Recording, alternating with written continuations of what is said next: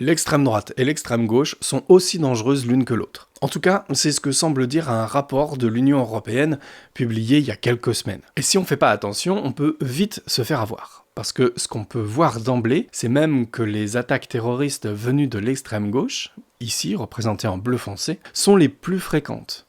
Plus fréquentes encore que les attaques djihadistes. Les attaques terroristes réalisées par l'extrême droite, quant à elles, semblent quasiment inexistantes selon ce même rapport, et ont largement été déjouées avant d'être mises en action. Mais regardons d'un peu plus près à quoi ça correspond tout ça. Le terrorisme d'extrême droite est celui appelant à un modèle autoritaire, rejetant l'ordre démocratique et les droits fondamentaux, par un discours basé sur le nationalisme exclusif, le racisme et la haine des minorités. Parmi les personnes arrêtées se réclamant de cette idéologie, on trouve notamment un homme possédant des armes à feu, un appelant au meurtre de personnes non blanches et d'activistes d'extrême gauche, un groupe de néo-nazis fomentant un coup d'État, un autre en France ayant attaqué une conférence pro-palestinienne et ayant fait plusieurs blessés. Bref, ces dizaines de gens préparaient ou ont réalisé des attaques visant des personnes. Le rapport, d'ailleurs, très clair. Ces individus partageaient généralement une fascination pour les armes et les explosifs, diverses idéologies violentes et les tireurs de masse. Le terrorisme d'extrême gauche est quant à lui défini par le souhait d'instaurer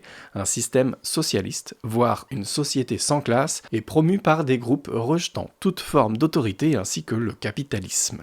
Parmi toutes les attaques en 2024 en Europe, il y a eu un colis piégé à destination d'un haut magistrat en Grèce, déjoué avant d'exploser, le reste des attaques étant à destination de biens matériels, du sabotage à l'explosif provoquant des dégradations. Impressionnant mais sans victimes donc. Pylônes électriques, entrepôts, panneaux solaires, camions, voilà les cibles principales de l'extrême gauche. Contrairement au terrorisme d'extrême droite, le rapport confirme, les extrémistes violents de gauche visent généralement des biens ou des infrastructures plutôt que des individus. Encore une fois, le constat est clair. Pourtant, tel qu'il est présenté dans les grandes lignes, on ne peut pas forcément deviner la différence, et ça participe à créer de la confusion.